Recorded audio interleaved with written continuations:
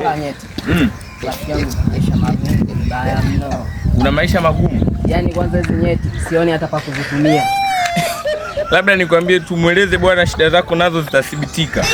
Kitu pekee ambacho umekikosa wewe, huna uvumilivu, lakini wewe nimegundua maisha yako hayajanyoka.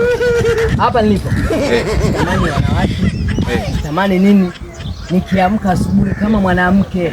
Sasa ni bora yule mtoa nyeti wamuelekeze kwangu aje azitoe hizi nyeti. Hazina kazi kwangu mzee wangu. Wewe unataka kuniambia kwamba ushakuwa bwabwa wali nani? Nakwambiaje? Shida zimetawala kichwani mpaka siwezi wanawake. Maboze mbakipita mbele hapa. Tuki kwa chochote mzee wangu. Sasa mtoa nyeti aje atoe nyeti zangu. Hazina kazi. Labda nikuvunje moyo kabisa. Tuko na shida ya bega.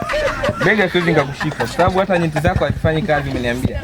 Hata maandiko yanasema kama jicho lako moja linakutia unajisi bora utoe. Kwa kama ndugu yangu wamesababisha nyeti zako hazifanyi kazi, unaweza kujikuta umeepuka dhambi ya anasa, uasherati, uzinzi, baba.